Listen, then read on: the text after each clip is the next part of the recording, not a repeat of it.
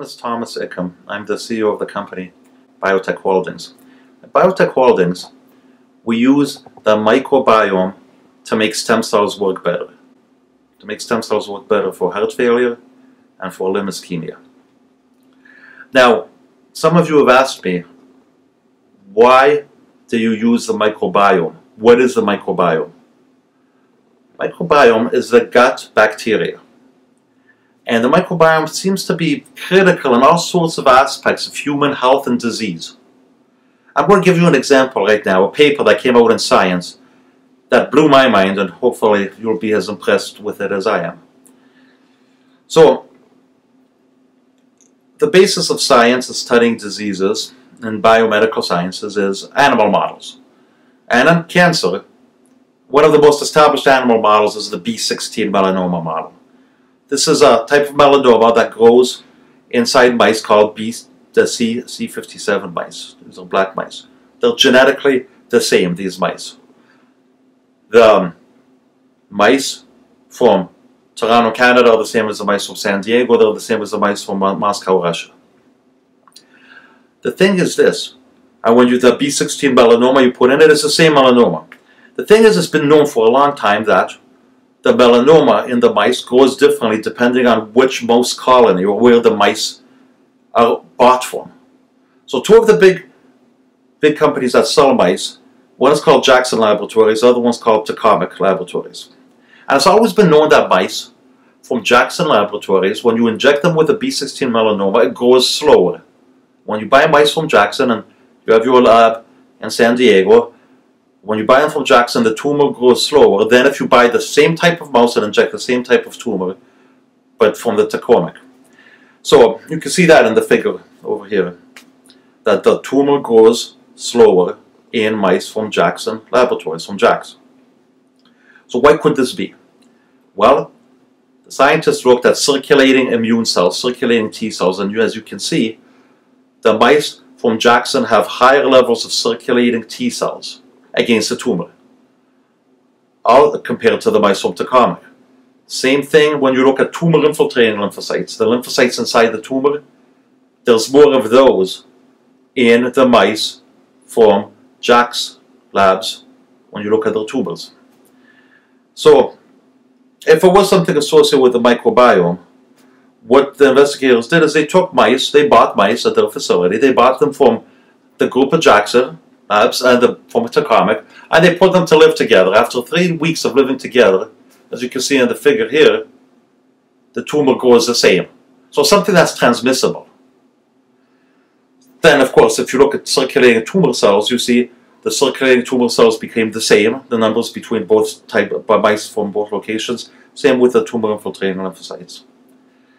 So, if it is microbiome and the gut bacteria, the way you know if it's a gut bacteria is you try to do a transplant of the gut bacteria. Now, how do you do this?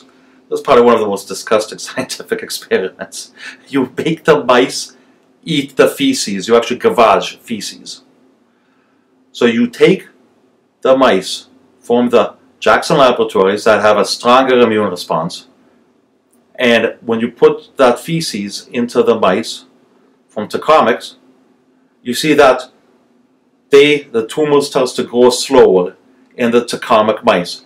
So the transplant of the feces caused acquisition of resistance to the tumor. And when you look at the circulating tumor-specific T cells, you see there's an increase in the Taconic mice that have been fed the feces from the Jackson mice. You also see this with increased number of tumor-infiltrating lymphocytes, lymphocytes actually going into the tumor. After the mice, you see it in the figure, the JAX mice have a high number of tumor-infiltrating lymphocytes, the Taconic mice have a low number. When you do the fecal transfer from the JAX to the Taconic, you see an increase in tumor-infiltrating lymphocytes. So, in cancer, in oncology, one of the biggest revolutions in the last 10 years was the development of checkpoint inhibitors. These are antibodies that induce T-cell activation by inhibiting an inhibitor. PD-L1 is an inhibitor, they inhibit PD-L1, so you get T-cell activation. This is billion-dollar drug. It's got, I believe it's approximately $1 billion in sales a year, if not more. It's Abdiva is one of them. And as you can see, the fecal transfer actually increased the resistance to the tumor. The tumor grows almost as slow if you gave it feces from the JAK mice as if you gave the PD-1, the checkpoint inhibitor. When you did the combination, you can see there's potent synergy. And the synergy makes sense because bacteria usually activate innate immune response. Checkpoint inhibitors are adaptive. Merge the two together and you get synergy.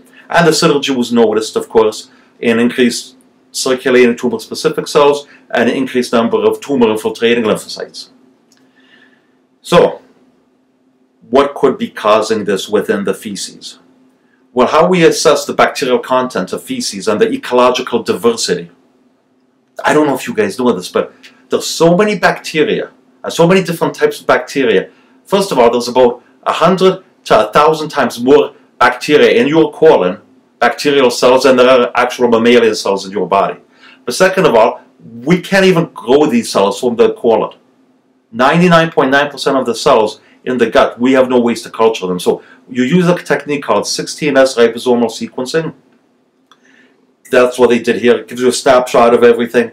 So using this, I identified the Bifidobacterium as one of the bacterial species associated with inhibition of tumor growth.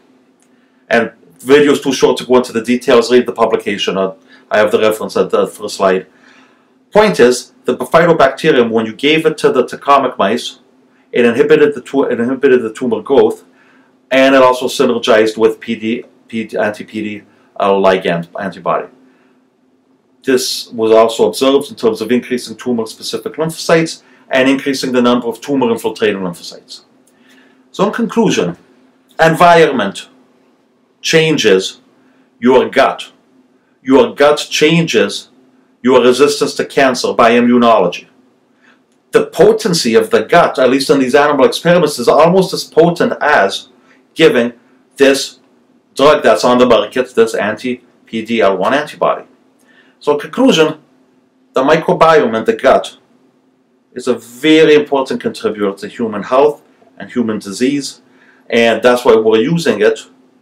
At Biotech Holdings, we're the first ones to be applying it, this powerful new tool and technique, applying it to the area of stem cell therapeutics. Thank you very much.